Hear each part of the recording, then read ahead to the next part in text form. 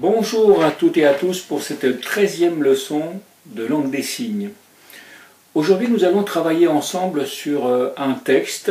Il s'agit du récit qui relate le combat entre David et Goliath. Alors pourquoi j'ai choisi ce texte? Simplement parce que grâce à ce texte, nous allons pouvoir mettre en pratique tout ce que nous avons pu apprendre, ou du moins une partie de ce que nous avons pu apprendre au cours des leçons précédentes. Nous allons pouvoir utiliser donc les verbes directionnels, les signes classificateurs, et également gérer l'espace, puisqu'il y a différents personnages qui se situent à des endroits bien précis de l'espace. Nous allons donc les faire évoluer. Alors je vous livre tout d'abord le texte en français. David est un jeune homme courageux et droit. Habituellement, il travaille comme berger. Goliath est un géant méchant. Tous les jours, il provoque. David décide d'attaquer Goliath avec comme seule arme une fronde. Il n'a pas de casque, pas d'armure, pas de bouclier. Il choisit 5 pierres bien calibrées qu'il met dans son sac et il s'approche de Goliath. Ce dernier est protégé par un casque, une cotte de mailles et un bouclier, et il possède une lance. En voyant David s'approcher de lui, il se moque et lui dit qu'il va l'écraser aussi facilement qu'on écrase une mouche. David reste calme et explique qu'il n'a pas peur parce que Dieu le protège, Dieu va l'aider. Il prend alors sa fronde, la fait tournoyer, libère la pierre qui s'échappe en direction de Goliath. Atteint au front, Goliath s'écroule face contre terre. David s'approche et constate que Goliath est mort, il a gagné, il exprime sa reconnaissance à Dieu. Voilà donc le texte, et devant un texte de ce genre, il convient d'emblée de s'affranchir des mots.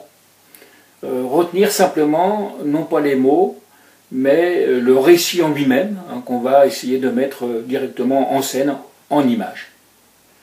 Nous avions vu, lors de leçons précédentes, que dans un récit, il convient de situer en premier l'époque, ensuite le lieu. Bon, dans ce récit, on ne fait aucune allusion ni à l'époque ni au lieu, donc nous allons passer directement à l'étape suivante, qui consiste à placer les personnages dans l'espace. Là où je me situe, je suis le narrateur.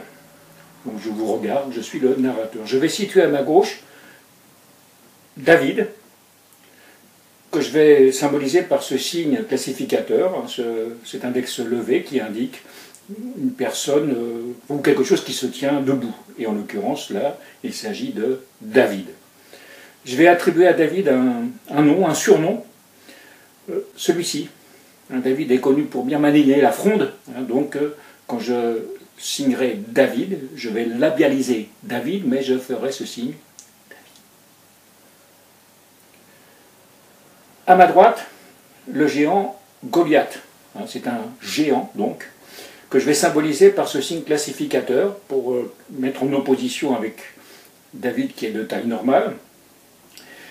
Signe classificateur particulier où le point fermé va représenter la tête du géant. D'ailleurs, ce symbole, on le retrouve dans d'autres signes. Une personne chauve, voilà, on caresse. On retrouve également ce symbolisme dans le signe pour naître. Voilà, la tête du bébé qui sort du ventre de sa mère. Et là, donc, le géant, Goliath, avec sa tête. Goliath, je vais lui attribuer un signe en abrégé, la lettre G que je vais faire tourner comme ça, pour parler de Goliath. Ça évitera de l'épeler. Donc, les deux personnages sont là, situés dans l'espace. Et je vais maintenant les présenter. Donc, ici, David. C'est un jeune homme courageux, et droit. Et normalement, il travaille comme berger. Et je fais le signe, je mime la personne qui avance avec un bâton, comme les bergers d'autrefois. Il prend soin des brebis. Lui, Goliath, c'est un homme méchant. Tous les jours, il provoque.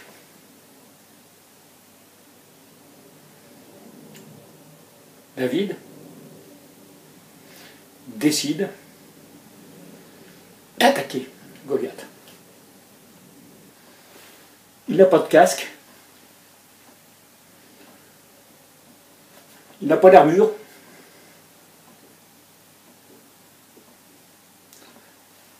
il n'a pas de bouclier, seulement une fronde.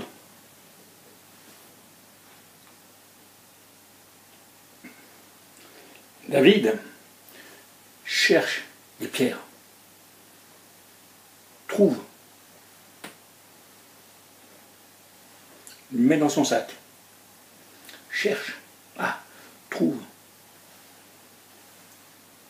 l'observe, met dans son sac. 5 pierres. Et là, maintenant, David s'approche de Goliath. Je vais abandonner là mon rôle de narrateur et je vais prendre la place de Goliath. Et là, Goliath voit David s'approcher et il va se moquer. C'est quoi, hein, toi, t'es tout petit, là? Et toi, tu veux m'attaquer? Mais t'es fou, t'es fou. Hein, toi, pareil qu'une mouche. Hein, moi, attrape, écrase. Je me retourne, je prends la place de David. Calme. Et David, là, va s'exprimer. Alors là, je vais parler en même temps, normalement, je labialise sans parler. Hein.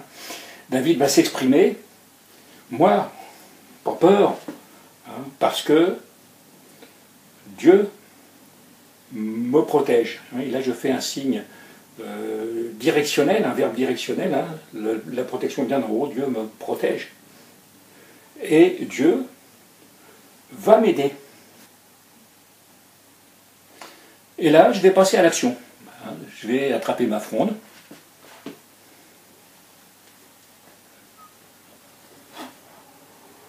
Je prends la place du narrateur. Je vois la pierre passer. Hein, donc j'ai pris ce signe classificateur qui désigne la pierre qui passe. Je prends la place de Goliath, qui ne se doute de rien. Il prend la pierre en plein front. Il commence à tituber. Je prends la place du narrateur. Le géant titube. Tombe la face contre terre, hein, contre le sol qui tremble même. David s'approche. Il se courbe, mais il regarde. Je prends la place de David. Je constate. Mort. Et je remercie Dieu. Pas la peine de signer remercier Dieu, hein, parce que le sens du signe, qui va du bas vers le haut, fait comprendre tout de suite, puisqu'on a situé les différents personnages dans l'espace, que là je m'adresse à Dieu. Peut-être avez-vous noté que j'ai fait l'équivalent des liaisons. Dans le langage français parlé, lorsque nous lisons un texte, il y a des liaisons entre mots. On peut faire la même chose en LSF. Exemple, Dieu m'aide. Alors là, je n'ai pas fait de liaison. Dieu m'aide. Mais si je fais une liaison, Dieu, et je vais transformer mon signe avec le début du signe pour aider. Donc, Dieu m'aide. Donc c'est plus élégant, hein, que de faire une coupure, Dieu m'aide. En plus, on voit aussi, d'une manière visuelle, hein, dans l'espace, hein, d'où vient l'aide. L'aide vient d'en haut, hein, Dieu, et l'aide arrive à ma portée, et voilà, Dieu m'aide. Même chose avec le signe pour protéger, hein, Dieu me protège, donc là je n'ai pas fait de liaison, je vais faire une liaison maintenant, Dieu me protège. Donc déjà c'est plus élégant, et en plus ça indique vraiment d'une manière très claire et précise d'où vient la protection, elle vient d'en haut. Et bien maintenant je vais, sans faire de commentaires, reprendre cette interprétation à son départ.